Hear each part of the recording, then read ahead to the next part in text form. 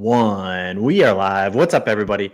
It's a Wednesday night. It's a Victory Wednesday, and we are all the way back from being dead. We were dead, and now we're back. We died. We have risen. We are all the way back after a win over UCLA.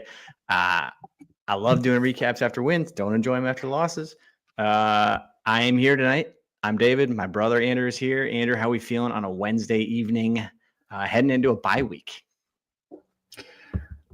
We were never dead, I believe, all along. We died. I knew. I just knew. I knew. I had a feeling. I never gave up. I never once said this season is over, like That's everybody else.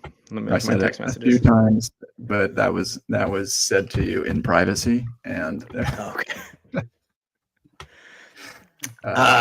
No, I honestly, I'm glad to have you back. Last week, I think you were just a mangled corpse of yourself. And I probably should do better as a brother checking in on how you're doing, because I feel like your mental health was just in the sewer. I mean, just in dark. an absolute gutter, just yelling at the kids, screaming at Holgerson in your sleep. I mean, it was a tough week after USC. But what did I tell you? This season is not over. We've got a better bowl game to play for. We've got the future to play for. And what difference a week can make in the psyche of Husker Nation. I don't care how just pitiful UCLA is. Doesn't matter. We took care of business. And we just looked like a more physical, more complete football team. And that just let it feel good, you know? We got a lot to cover tonight. We're going to cover Lateef. We're going to tell Emmett Johnson and the Heisman campaign. We are going to cover a full UCLA recap. Talk a little bit about what this means for the rest of the season, the back half of the year, or back half, the final two. We got Penn State. We got Iowa. We got some bowl game options. Before we get into that, make sure you guys check out HuskGuysStore.com. We got awesome gear. It's coming up on Christmas time. We got our gift boxes that are going to be back live here just in time for Cyber Monday, Black Friday sales that are coming up. So check out HuskGuysStore.com. And as always, follow us. Check us out on Twitter, on Facebook, on Instagram, TikTok, YouTube. Subscribe to our channel. We're over 150,000 followers across all of our channels. We're very proud of the growth that we've had and love all of our fans and followers that have followed us over the years through this epic roller coaster. So HuskGuys.com, as well as check out all of the HuskGuys channels that we are promoting the positive vibes as much as we can for this Nebraska football team. So that's where I wanted to jump off and start with is I did die last week. I have for those who have followed us for a long time, you know, like I ride a very emotional roller coaster. I don't have the emotional maturity to like podcast after games or talk after games. I sort of just spiral pretty badly. I take them very personally. And the hardest loss for me every year is the one that mathematically eliminates us from the playoff, from contention, from anything like that. Right. I know it's completely irrational. I know it makes no sense. I know that like you go into the season and the realistic expectation is, 6, 7, 8 games. I go in every year thinking we're going to win, and I think we can win it all. And I think when then that reality hits that there's like absolutely no way that we can win, I take that loss very hard. That loss was the USC loss. For the entire Frost tenure, mind you, we lost the first game every single season.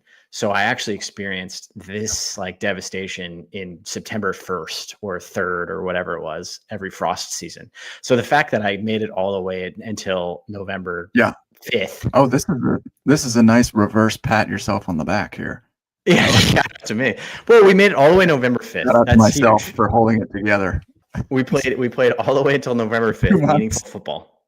But then that loss, I have a really hard time with the fact that you have to go like within 1 week, you have to go from like, wow, if we beat USC, we are an 8-win, we're a 7-win team staring down the playoff, and all we got to do is beat UCLA, a very bad Penn State team, and heading into Iowa. Like, I had that in my head, and we're up 14-6. You get that ripped away, season's over, and everyone's like, oh, okay, it's okay, we can play for a bowl game.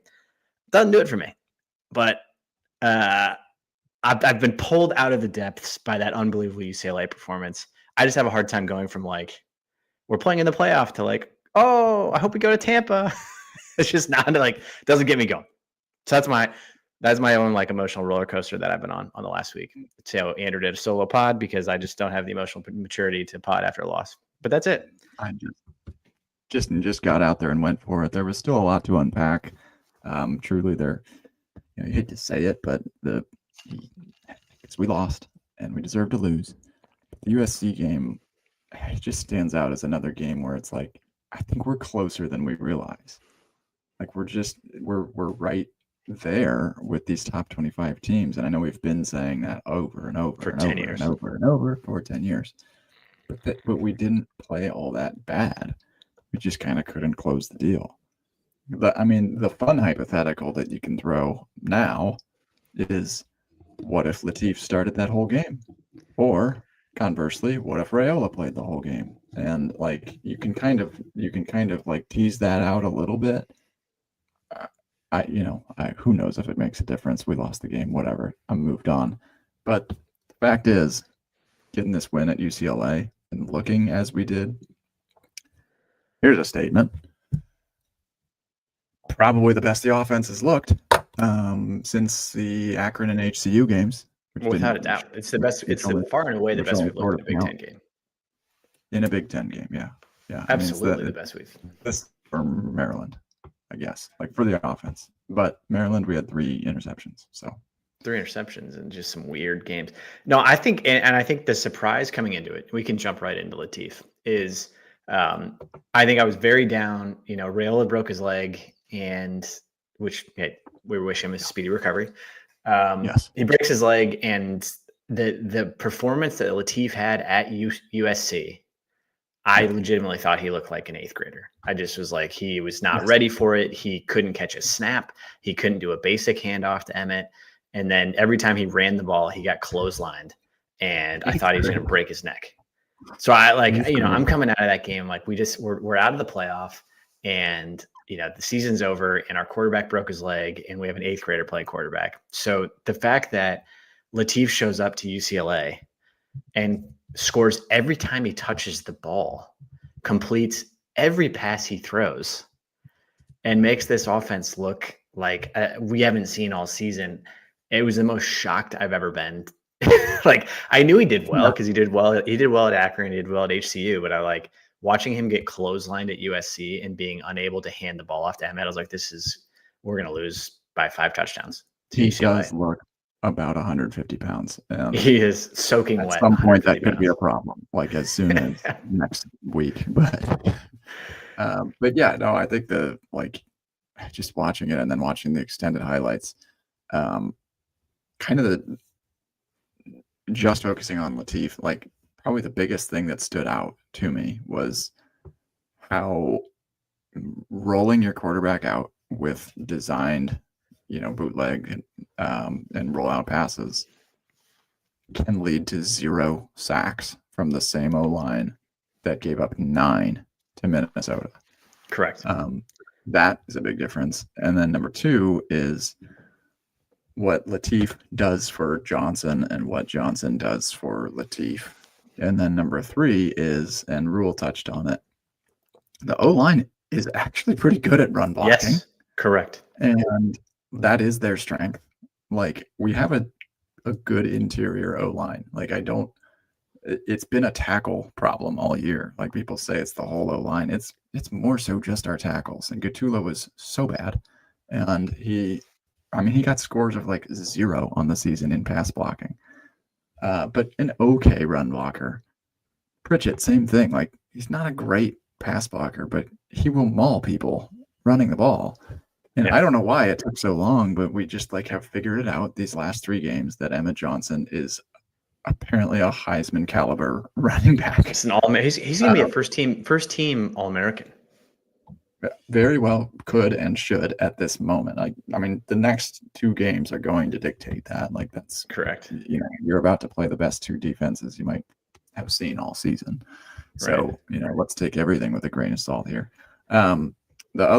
The final thing, I guess, is that our wide receivers and tight ends also kind of getting in on the action. Like, I don't know if you've seen Dane Key and Hunter actually sprung Emmett Johnson on that long screen pass and stuff too. So the way that the offense kind of lifted itself up off of the mat and rose from the ashes a little bit there I think that was the most encouraging thing, was not so much that it was just like the Lateef show. He only threw the ball 15 times, but more so like Holgorsen realized, okay, we're decent at running. They stink at stopping the run. Let's just go to town with our Heisman caliber running back, and let's keep it really easy for Lateef. Like none of these plays were like complex.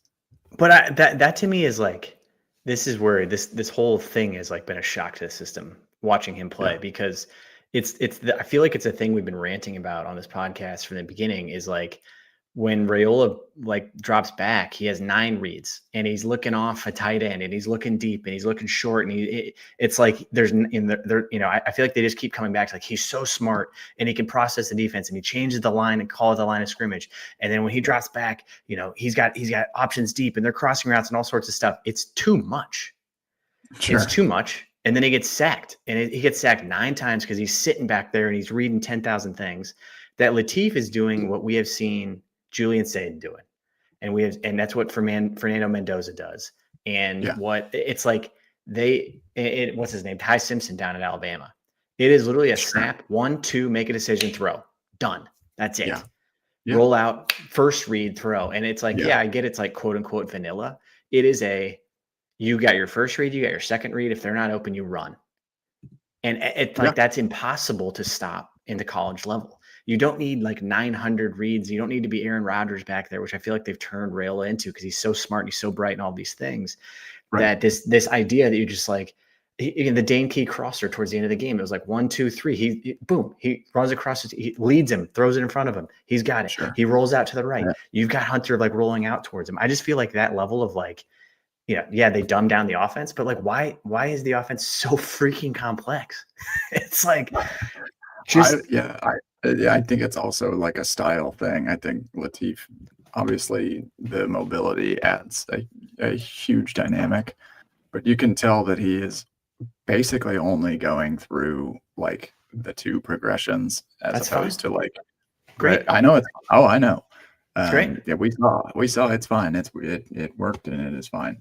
But I like the deal with Raiola and how the offense was called is, you have an above average pass blocking O-line, we would be an elite offense, but we don't. And so if you hold the ball for longer than 3 seconds, I mean, Raiola's 3rd in the country in completion percentage. We know he can complete the passes, and that's with getting sacked every other play. Almost 10% of the time he passes the ball. How many of those sacks are his fault though? He runs into linemen, he can't scramble away. I don't know. I just thought there was an element of that is absolutely all true. But the point stands, like, you in college football, you can run a pro style type offense, which Holgorsen clearly wants to run a little bit of. You can do that if you have an O-line that's as good as Alabama's, or if you have an O-line that's as good as Ohio State. Sure. Like Julian saying, will pick you apart if you give him a little bit of time, and you just have these receivers that are better than the other team. And then that's your running game, that's your passing, whatever. You can do that in college. We don't have that though. I guess that's where I'm stuck. And is like, we're not going to get it. Like Lateef can absolutely cover up your flaws big time. We're not going to get it next year.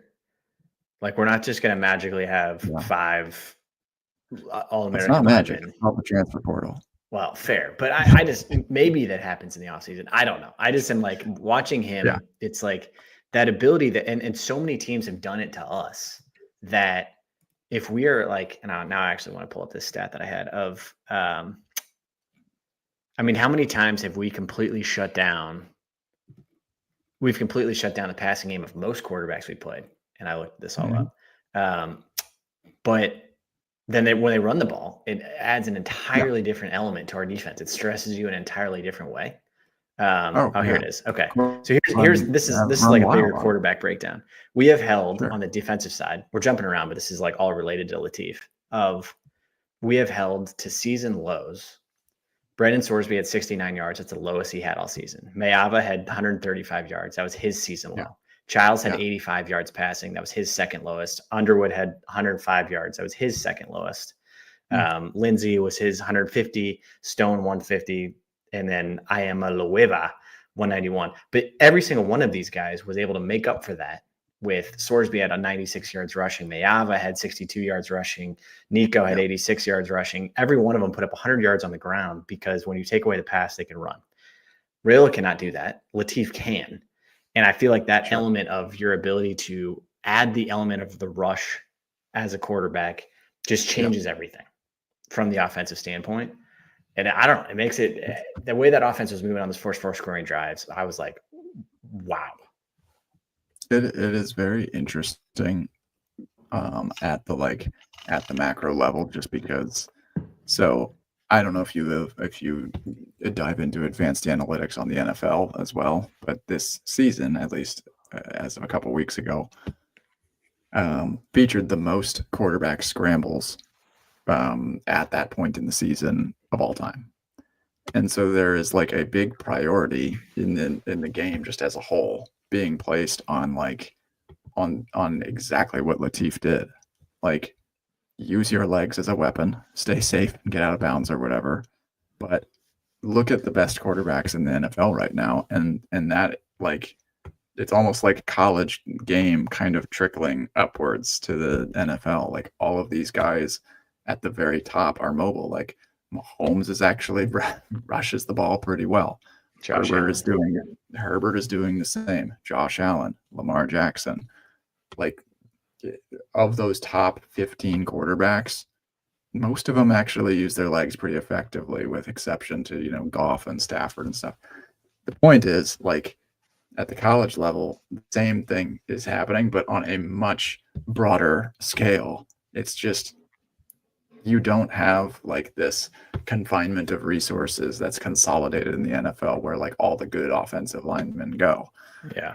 You have much worse offensive lines. You have to change your scheme. You have to have mobile quarterbacks. And like, Nebraska has an atrocious pass blocking offense. So how do you cover it up? You just get somebody that can run for their life a little bit better. And then your offensive line gives up 0 sacks. But I just thought even like the play calling was creative. It was everything that I feel like I haven't really seen from Dana of like, I mean, we were running wheel routes to Emmett Johnson out of the backfield. We were running screens back to Emmett Johnson, the roll right, throwback left, the crossing routes, like the simple crossing routes across the middle that Dane Key was running, Hunter was running. It was everything I was hoping Dana would be. And I just feel like we haven't seen that. It ends up just being this kind of frustrating, like kind of meandering offense. But this was like an attacking run, running Emmett Johnson, feed him the ball, feed him, get Lateef rolling out wide. I just thought it was extremely well done. I think that the hard part about this is UCLA is probably terrible. And I think it's like it's probably a similar level of like the optimism coming out of Akron and HCU. I think, you can anchor a little bit on UCLA. He's played against HCU. He's completed like 96% of his passes this year because he just has nobody's ever batted the ball down. Is 85? Oh. But yeah, he was 13 of 15 against UCLA. And then it's like 12 for 12 against Akron or whatever. Yeah, 11 12 or whatever in that game. But he completed his first 11 passes, didn't he? Or at least his first 10 against. I mean, I'm burnt. Like I'm nervous for Penn State and Iowa only because he looks terrible against USC, and that's my like. And so it's like you have to caution all of this with like, we'll see how he does against Penn State and UCLA. It was more, or Penn State and Iowa. It was more to me just like, this was the first time that I had the aha, this is what the offense is supposed to look like. This is the Dana that was promised us. This was like the effective offense, like let's pound the ball and go forward, run the ball, roll out, throw crossing routes. And all of that was exciting to me of like, this is the Dana we were promised. This was like the team that I thought we were going to be. It's like the one, it's like the Scott Frost Northwestern game when you're like, there it is, like, there it is. And we only won by 1. We only scored 28 points, but we scored scoring on 4 straight was just like, that was awesome. I think it was just like the cleanest that it looked. And it also looked like Holgorsen probably feels a little bit more comfortable calling this type of playbook, I guess. And I actually don't think it was that complex. Like, I know it looked nice, the wheel routes and the screens and stuff, but like it was fairly vanilla. I mean, we ran the ball. Like, I think we ran less than 60 offensive plays. Yep. A majority of them were runs, and Lateef only threw 15 times. But I think better. It was better executed, and then when Lateef ran, we were like, "Oh, I'm saying, like, think about the games new to account for." The single most frustrating games we've had this year, Minnesota, what'd they do? Nothing. They just ran it at us. They ran bootlegs. They ran crossing routes. They ran slow drags across the middle. I'm fine with that. Like, I'm totally fine having 4 plays in this entire offense. Like, I feel like we've created this monster of, like, it's like, oh yeah, Minnesota's boring. It's like, they beat us. Michigan, they didn't do anything. Michigan ran the most boring offense. They just ran at the middle every time. They plowed us over. Like, I am totally cool with, a boring run the ball and then like do some boots and get it going. That I just don't need that. The 900 reads that Raiola does that they then get sacked on. I'm like, okay, great. You ran that was a play that the Packers drew up. Great. Great. Didn't work. Yeah. Next one. Yeah. Here's another question that we can jump to Emmett Johnson after this, but I've been trying to like legitimately think through this. Okay. And everybody's already jumping to like the Lateef Raiola thing, like what's going to happen in the offseason. And we have to wait for the next 2 games because he might definitely first of all, definitely wait. Yeah, he might go. He might not make it 8 for 15 next game, and then you're like, he might, or he just breaks his leg and he gets someone at Penn State snaps him in half. I just my God, he is broken in half. The Raiola question is interesting. Like, do you think he will get drafted next year? Not right now. No. At this like if you said at this very moment, no. I mean, like 7th round, 6th, 7th, somebody takes a flyer or something at best. Next year after his junior year. Oh, yeah. So okay, after next year, yes. In like a high round? Actually, no. I think he needs 2 more years. I really actually do. Like, yeah. And again, that's me right now speaking. I might say something different next October or something, but like right now, I don't think that he's going to be able to like rinse what we saw this year fast enough in 1 year's time. Like, I think most NFL scouts are going to tell him like, ugh, unless he just like puts it all together. Because again, he's third in the country in completion percentage. He had 2,000 yards passing in 9 games. Like, he's good. He is. In fact, he is very good. Yeah. But he needs to get out of his own head, and we don't really have the personnel right now to support him. So, like, if he's going to be here next year and he's hoping to get drafted, it's got to be like okay, now he's developed. Like, now he's more polished as a passer. Now he knows how to get rid of the ball. It'll be interesting to watch because I think ever since he committed, for one, I just thought he was on 1-year rentals. I was like, he's going to transfer after his freshman year. He had transferred to 4 high schools. Like, he'll transfer freshman year, he'll transfer after sophomore year. Like, the fact that he keeps staying, I think, is great for us. But then I thought, like, at the most we'd get him for 3 years and he'd go to the NFL. And then I think when you look around college football and you watch these guys who are going to be Julian Sand plus Ty Simpson and Fernando Mendoza, like, they're breathtaking. They're just like, they absolutely fire the ball. They spray it all over the field. They complete just as many, if not more, throwing downfield. They throw deep balls, like, they're clutch. And that level, I just don't see him at yet. But now, especially as I think through that, if he's not going to get drafted after junior, we could get 4 years of him. And I think he could be extremely good after his 4th year. Right. But that also comes back to Lateef of like, does Lateef stick around for 3 years knowing he's going to back him up that whole time? I think that'll be the equation that plays out over the next 2 years. On the spot here, just to play a fun game. Who is Nebraska's starting quarterback next September? Dylan Rhule. I think is Lateef on the roster next September? I don't know. I say that confidently because I think Rhule is like, he's betting his career on Raiola, and I think he can't just like Yeah.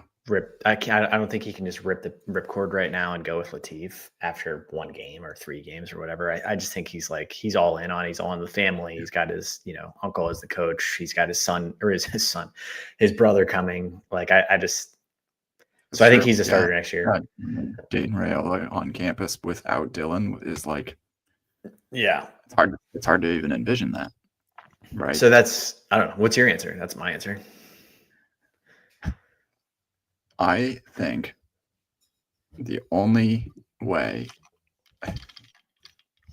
my answer is it's Raiola again, which some people are going to be, a little bit up in arms about, forgetting that he's pretty much one of the elite college quarterbacks.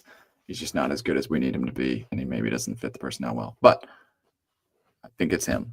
It is the only way that I could see things changing is if Nebraska says, or if Lateef balls out these last 2 games, because the transfer portal opens on January 2nd this year. He leads us to a bowl win, and Nebraska says, I'm sorry, Dylan, we're going in a new direction. Because financially, I think we are tied in deep. His sister's in the recruiting office. His uncle's on the staff. His brother's coming here. Ed was a legend here.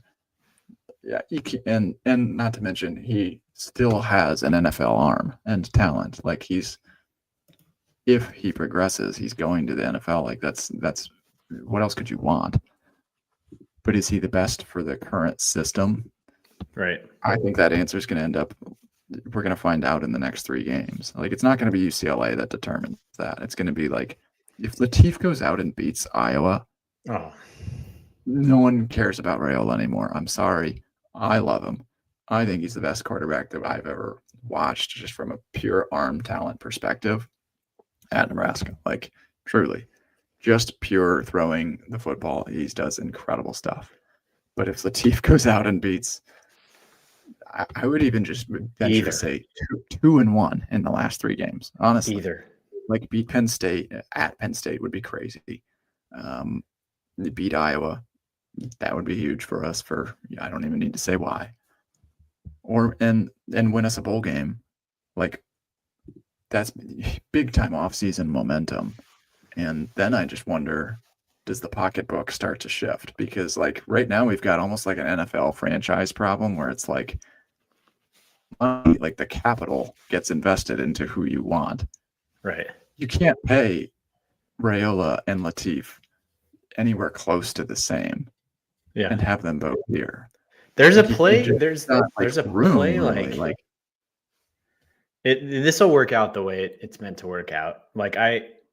I guess I've got a feeling, based on what we saw in the USC game with Lateef, I think he's going to come back down to earth a little more for Penn State and Iowa. I just think Iowa's extremely good.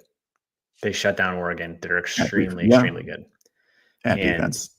That defense, they can't score. Say that live. Asterisk. That game will be 10-7, and Lateef will be beyond frustrated, and will be like. Well, that's what I mean. The play to keep him would be there's teams all over the country. Rhule said his phone's ringing off the hook. The play to keep him would be we'll give you a decent amount of NIL, but we're going to develop you. Yeah.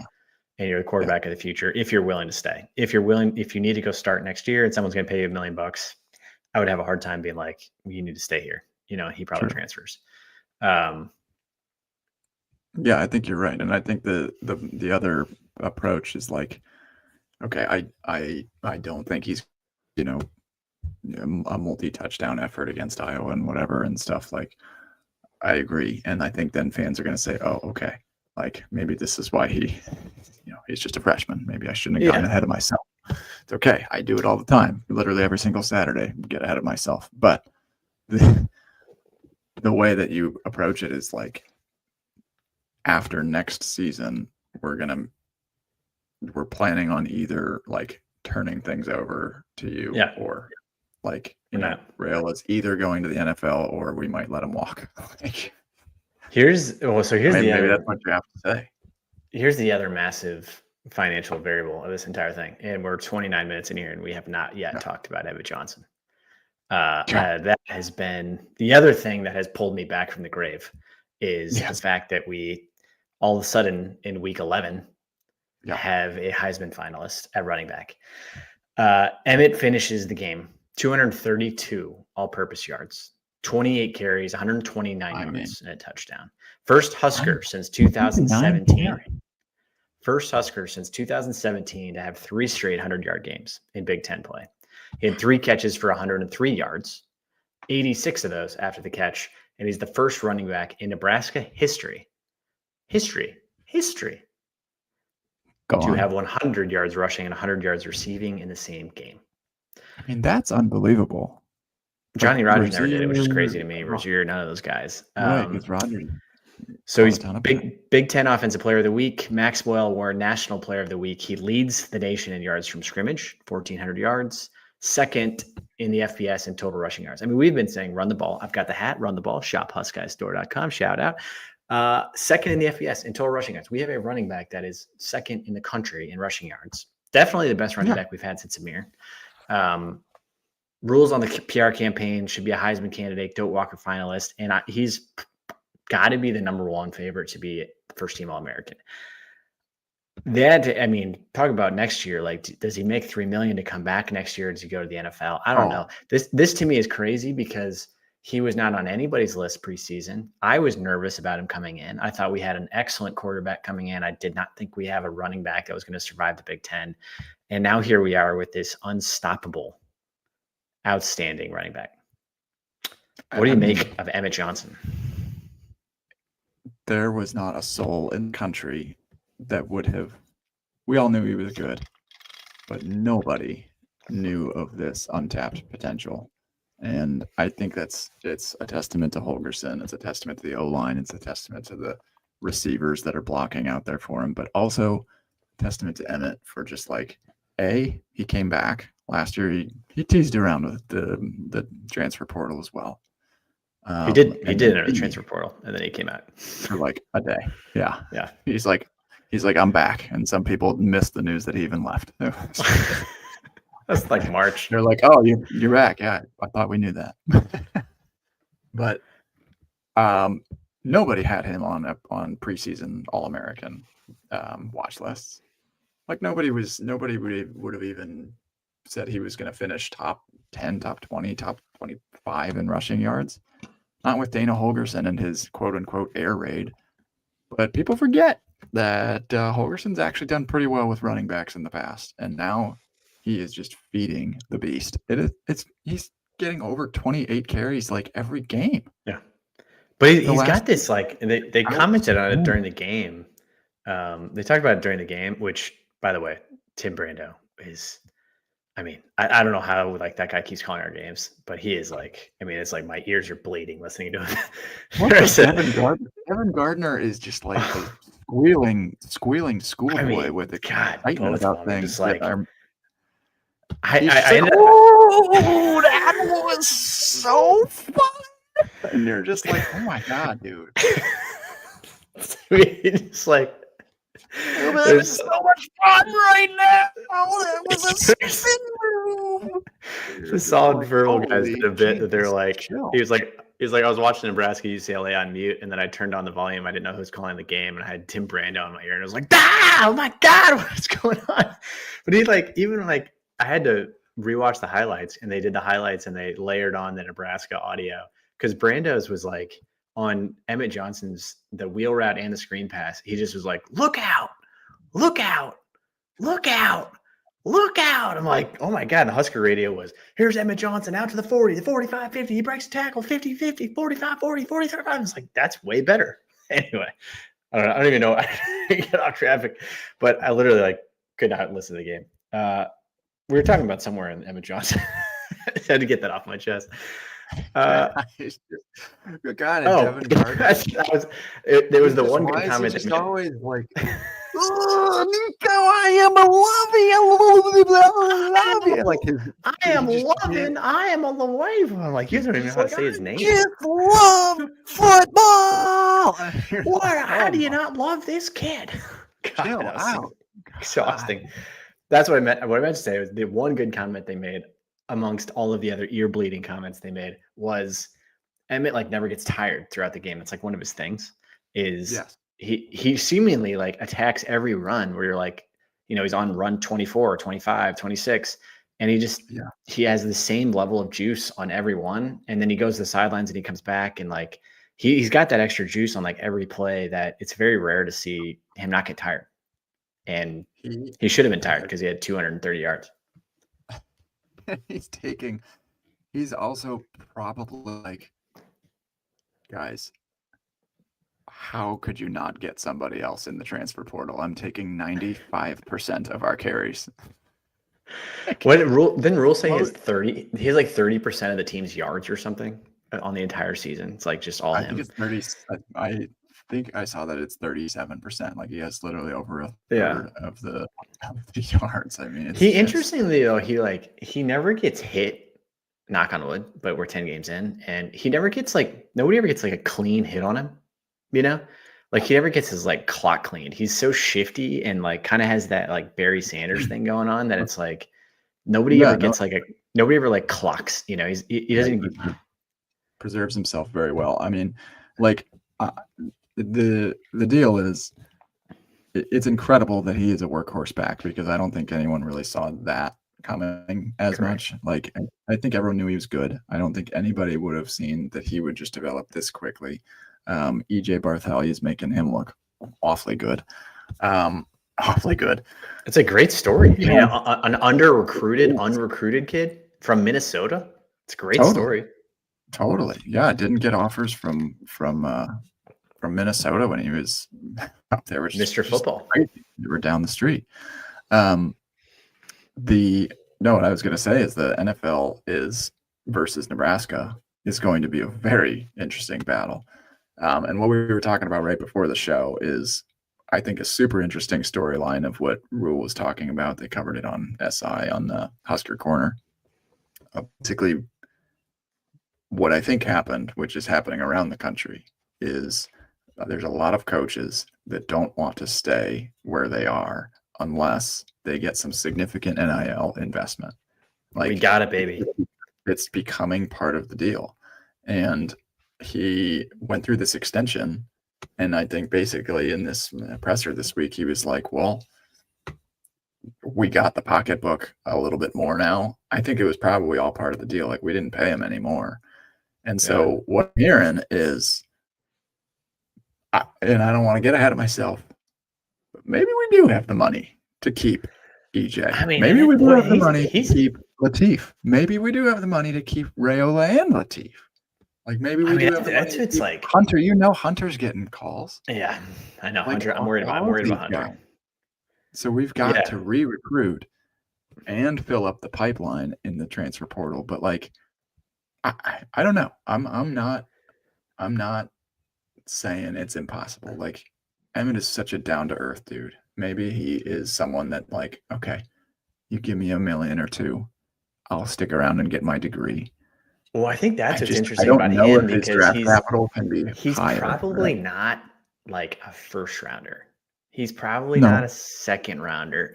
But if he plays his way up to be like a third round, like I was trying to sit there, if I'm his dad or if I'm his like advisor, like the way he's rising right now, I'm like, he probably should go. But I also, on the flip side, a guaranteed $2 million from Nebraska is also like exactly. Like they're both life-changing. They're both life-changing. Like being a third-round NFL draft pick, like, if Nebraska it's good money. Come through and say, listen, the NFL will be there. Like, can it give you money that is going to be pretty hard to turn down? I know the NFL contract would be bigger, but if we're going to give you, we're going to give you guaranteed money to stick around in the college game with your boys, try and earn a playoff appearance, like. There is definitely something to be said for that. He's going to be on every All-American he'll be right list next year. He'll be like the feature back again. He'll be on Heisman watch lists. Like after the year that he's having right now, I don't know. Maybe that is enticing for like a young guy to. I mean, good Lord, I would pay $2 million to go back to college just to go just be with my boys and have a good time. Just take out a loan. I'm literally paying. Where would you even give that? Where would you even give tomorrow? that money? I'm flying back to Boston. I'm paying a lot of money to go. Where would you even? You just like in shove to school. Like, I would like to give you $2 million for you to just let me go drink at your dive bars, please. But all my friends can come. All my friends are going to come. None of us have jobs. We're not going to study. We're just going to hang out. And my mom pays for a little bit of this as well. And I want a fraternity, and I would like to drink cheap beer. Yeah, college is a great time. Like, let's not forget how good of a time college is. And and that's what, like, I think you can see at Raiola, like part of me was like Raiola's hoping that the parties are so fun in Lincoln that he doesn't want to leave. Well, I think you see him at the basketball game. Like, he goes to the basketball game yesterday. He wears the Heisman shirt. They put the Jumbotron on him. Like, that doesn't happen anywhere else. And I think him and Raiola uniquely really like being celebrities in Lincoln. You're not a celebrity if you're a 4th round pick for the Saints. Like, you're just gonna go get your behind kicked. But the NFL does value pass catching backs like big time, and guess who's leading the country in receiving yards for running backs? Emmett Johnson. I mean, he's good. Running back. It's been fun to see. Like, we haven't had this truly since Amir. I mean, when was the last time we had an NFL running back? Probably Amir, right? I mean, but it's been fun to see. He had a little bit of a run. A Zigbo, yeah, but it was he had a good run, but it was never like this. This is like fun to see. It's fun to it's fun to have them go viral and have them like the NFL draft guys chirping in and like Mel Kiper starting to talk about him and Todd McShay, and like that's cool to have, because I feel like one of the big knocks anytime we get around to the NFL draft time, I'm like, I can't believe when a single guy that's going to be up there. It's like Ty Robinson, who we thought was the greatest defensive lineman of all time, goes in the 6th round. It's like, that's right. Selfishly, be like, it'd be kind of cool to have a 2nd rounder. I don't know. And then huge lack of skill players, but that have gone as well. But here's another crazy stat about Emmett. I mean, like, you could just look at his statistics that he's putting up, and it is just wild. And after the Minnesota game, like, I think we all knew he was underutilized then, and because we thought he looked pretty good then too. But these last 3 games, he's just like exploded. But he has 203 rushing attempts on the season. Do you know who is 2nd on the team in rushing attempts? On our team? Yeah. I mean, Raiola? Well, technically Raiola. 47 sacks. 46 for negative 87 yards. Great. Awesome. Okay. Who's 2nd amongst running backs? I don't know. Mosey. Guess how many he has? 6? 17. 17 is 2nd on the team. 3rd on the team? You know what? You want to know who's 3rd? Quentin Ives. With 6 carries? Over a month. No, he has 16. You know who's tied with Ives is Lateef. 16. There you go. I mean, it's just crazy. Like that is absolutely insane that everybody else combined doesn't have near the amount of rushes that EJ has. He's over 200. Nobody else has hit 20. I mean, that was the entire narrative, the entire offseason, which was like my number one biggest concern was like, we don't have a backup running back. We don't even have a starting running back that's going to last the entire season. And here we are. We were true on the backup. We were not true on having a workhorse who's going to carry and put the team on his back for the entire season. Like, that was just not something I expected. But so EJ's good. TJ's good.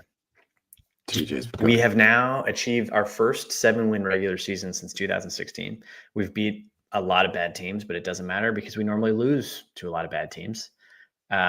First time Nebraska's won in the Rose Bowl since 1993, which is fun. There's an interesting theme that's like, we talked about it maybe 2 weeks ago, and I've tweeted about it a bunch. The team is showing this like maturity, this ability to close out games, which we have not seen, obviously, because we lose every 1-score game of all time. And we even lost a 1-score game last week to USC. But I don't know. There's an element of like the 28, we're up 28-7.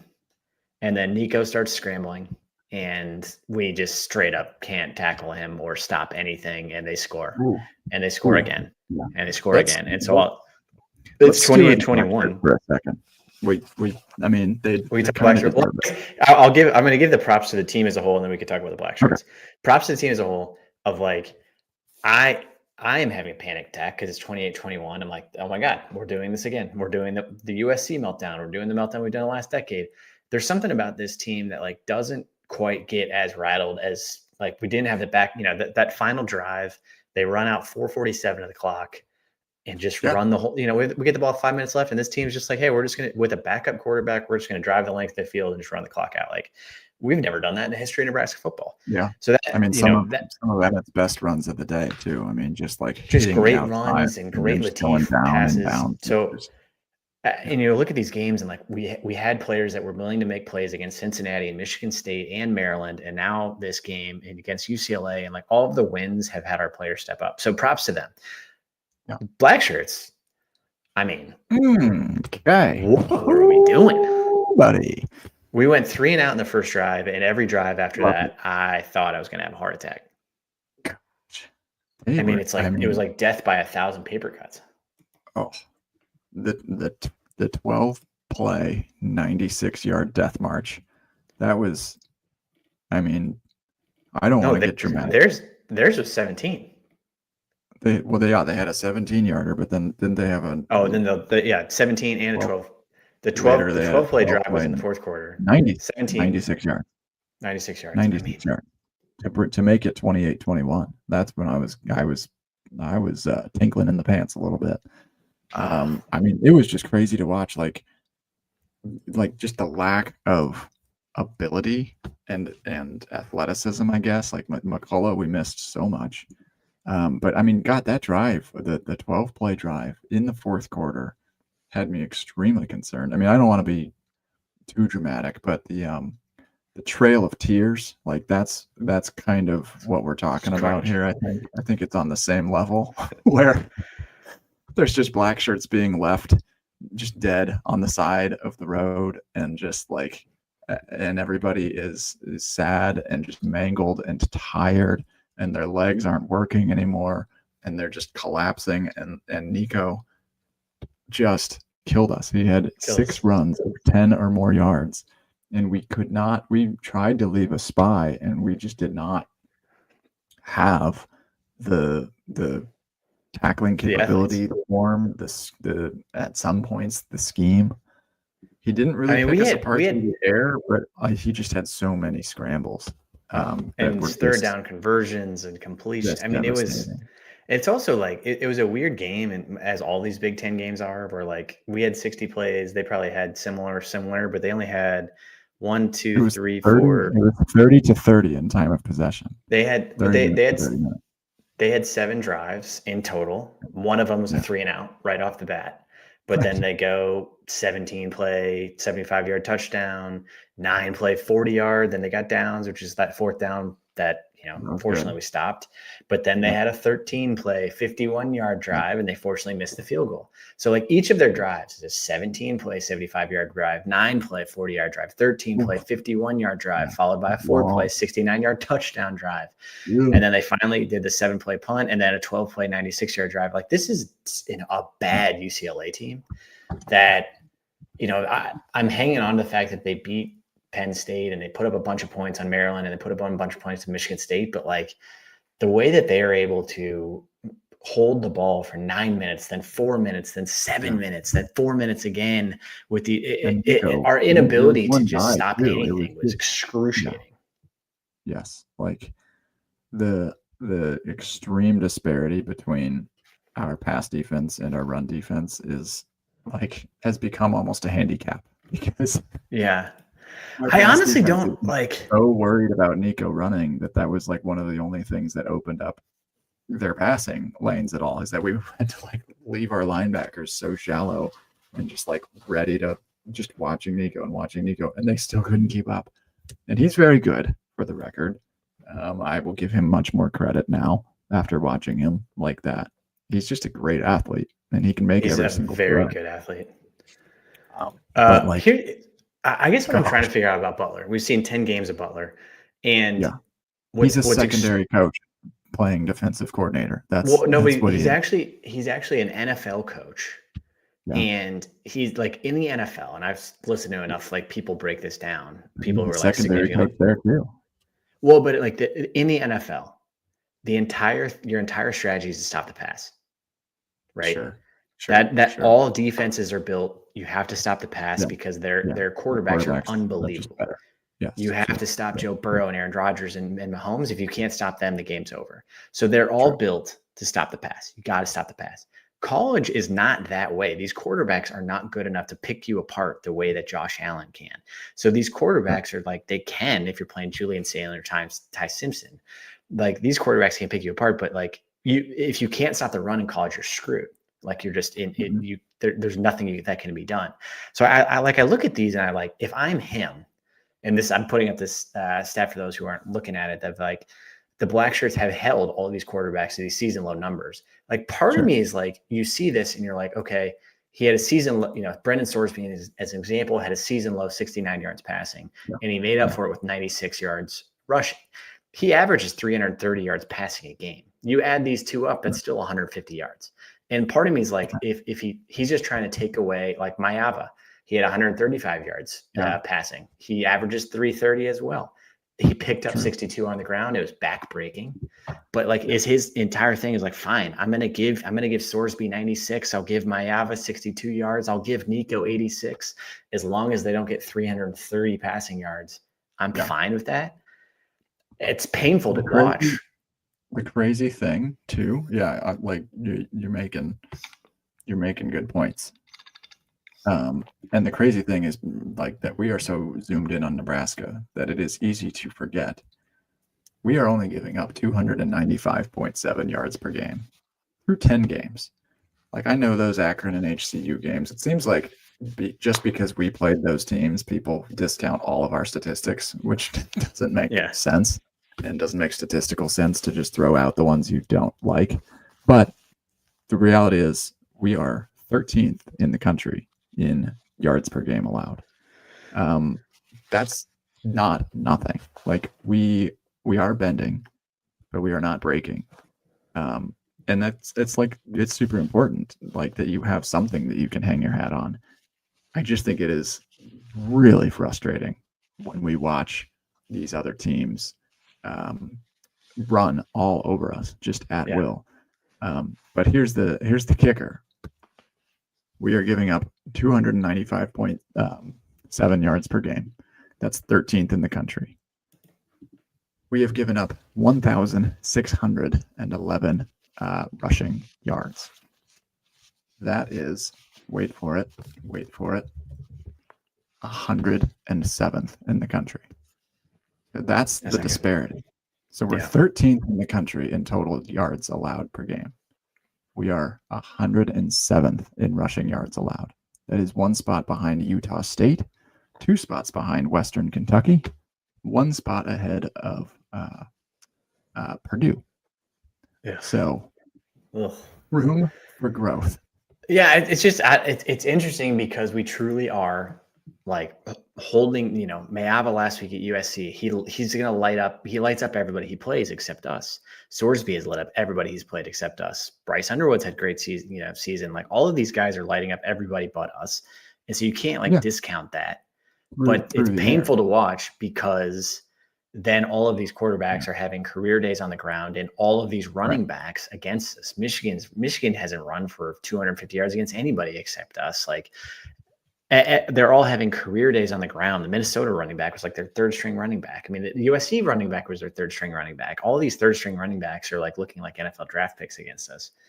And we look helpless. Like, the Nico thing was crazy. The second part of that story too is it's like, okay, the escapability is just absolutely killing us. Like, we don't seem to have I don't know if it's the athleticism or the scheme or a combination of both, and we just can't keep up with these quarterbacks. But the other part of it is like a lot of defenses that are going to be that like kind of bend but don't break defense, which, side tangent, sometimes defenses get called bend but don't break, and really it's like an announcer's way of saying these guys freaking stink and they got really lucky that the other team missed a field goal.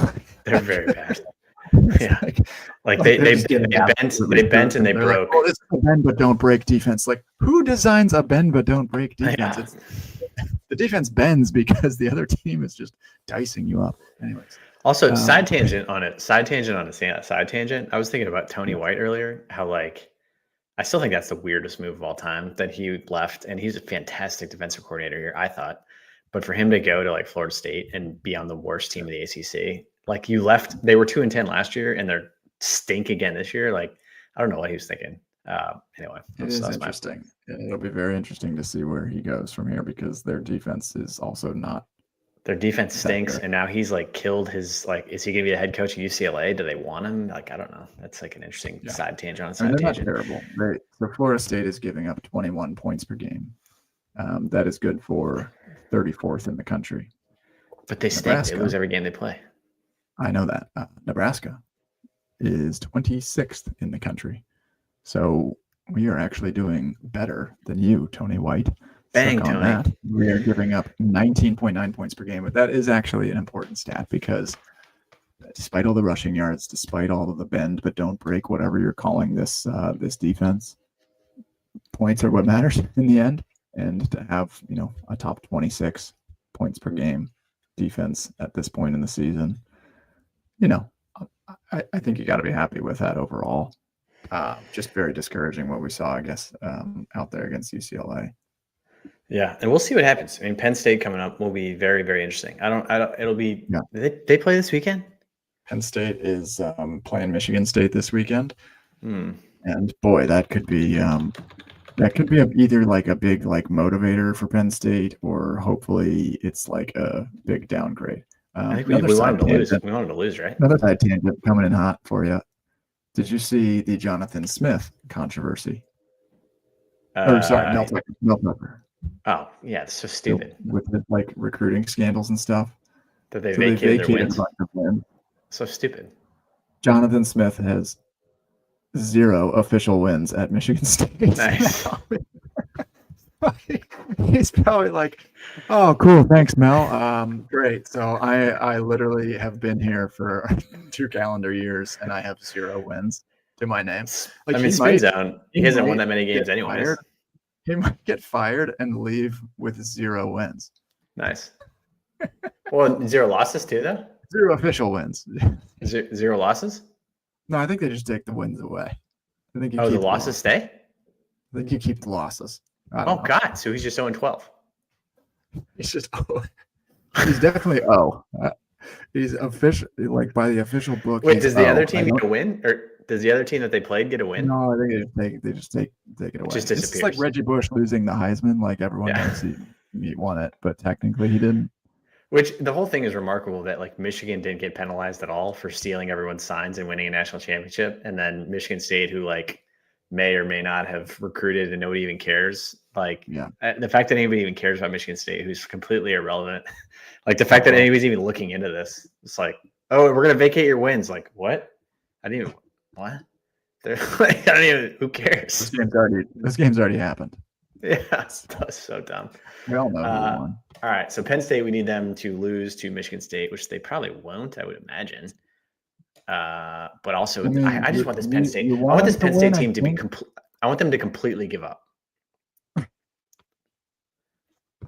What I saw against Indiana, I did not like at all. Okay. Yeah. I'm saying Penn State almost beating Indiana. I did not like that at all. That was not fun. Okay. That you have a good point there. That makes me very uncomfortable. I think I get the whole, oh yeah, you gotta beat the best. You want to beat the best. Yeah, I do. I also want to go in with a little bit more confidence, I guess. But I think we can do it. I think we'll probably do more Penn State preview next week, unless you want to do any tidbits right now. No, I'm more just looking at the back half of the year. So I just I'm just thinking about. It's time to enjoy the bye week. It's time to enjoy our lives. Enjoy the bye week. We got Penn State. We got Iowa. We got a potential bowl game that will either be here in Nashville, Las Vegas, Tampa. We are playing in a bowl game. We are playing in not the worst bowl game because we're not going to be 6-6, which is thrilling. And Yeah, We have to give another shout out to Husker Nation for making some of these bowl games even possible, by the way. Jim in Minnesota is TJ the next Jaden Daniels? He might be. Jaden Daniels might be the next TJ. That's right. Jaden Daniels the next TJ Lateef. Man, gosh, Jaden Daniels. You just demolished his elbow. So if he comes back, TJ needs to eat like 7,000. TJ needs to eat like 7,000 cheeseburgers this offseason to get to like we need a little more meat on those bones, but just a lot of Fairbury dogs. But yeah, so Tampa, Nashville, Vegas are the three options. Yeah, Tampa, Nashville, Vegas, and like I mean, just the fact that like some of these better destinations are like, hey, 7 wins, that's plenty. You guys are fine. Like we'll take you. It's because of Nebraska fans selling 25,000 tickets to the Rose Bowl or whatever it was. Like Sean Callahan seemed to estimate, 25,000 were Nebraska, and definitely outnumbered UCLA fans in their home stadium. There's 45,000 there. I was surprised it wasn't 40,000 Nebraska fans. Like I don't even think UCLA has 5,000 fans. I mean, the absolute coolest thing that happens for Husker away games is, it happened in Maryland. It's happened at UCLA. Like when a big play happens and you hear an absolute eruption on TV, a roar, as if it's a home game. And then obviously so that's what it's like. I think it was probably going to be when Emmett was running down the sideline. Go back and watch that highlight. You're like, this is a sellout for Nebraska. Like this is just crazy. And these bowl games, they want us to be good. They are going to be like fighting over Nebraska fans because it's all about money for them. And we know how to spend it. Yeah, it's just a glorified shout out to us for being number 1 in the country in polishing beers with the boys at the games. Number 1. I mean, we've got to have the number 1 away attendance, and we do have, at least so far. Keep up the good work, so people. How about think about this? Think about how crazy this is. We've had in the country. Number 1, $2 million in beer sales. So we've had 2 away games that were basically home games. Cincinnati in Kansas City had 55,000 Nebraska fans at it.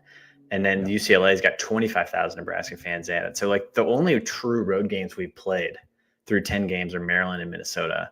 So the Penn State will be like a complete shock to these player system.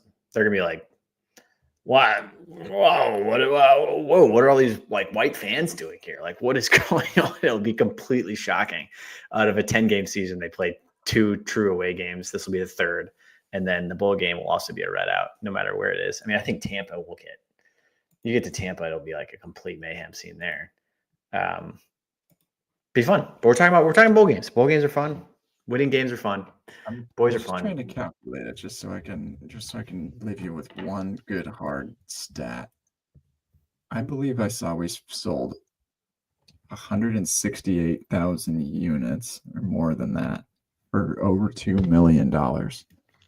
That is over 28,000 cans of beer and per home game. And let's see, $333,333 per game. So about $350K in revenue per game off of beer sales alone. And it's tops in the country right now. Probably the biggest movement that I've started on Twitter in a little bit. Tips on beer sales for NIL. How soon can we get that going? The bonus NIL tip are for NIL. Like, what are we doing? Like you're spending a very stupid amount on this beer as is. Like if you're buying a $12 beer, you're already committed. You're already in over your head. You're already buying something that is worth $1 maybe, and if you're spending 12, what's another 5? What's another 10? I agree. I think we should do it, but I also it seems like we have cash. Round up to the nearest $1,000 and swipe your card. would you like to round up for our deprived offensive line? I thought it's Amen. A great idea. It's a wonderful idea. I think we should do it. I also think we should beat Penn State and then Iowa and finish with 9 wins, go to the best bowl game possible, and just keep Lateef headed into the offseason. You know what gets people to spend money? Winning. Winning gets you to spend money. All right. Shout out to everybody who joined. Appreciate everybody for hopping on the HuskGuys podcast on a Wednesday night. Enjoy the bye week. Enjoy a stress-free weekend. Thank God for a fun, stress-free weekend after it. Check us out, HuskGuys, on Twitter, on Facebook, on YouTube, Instagram, all across all the social channels. We got 150,000 strong. Hopefully you could be 150,001. Let's keep it going. Check out HuskGuysStore.com, especially coming up at Christmas time. Go Big Red.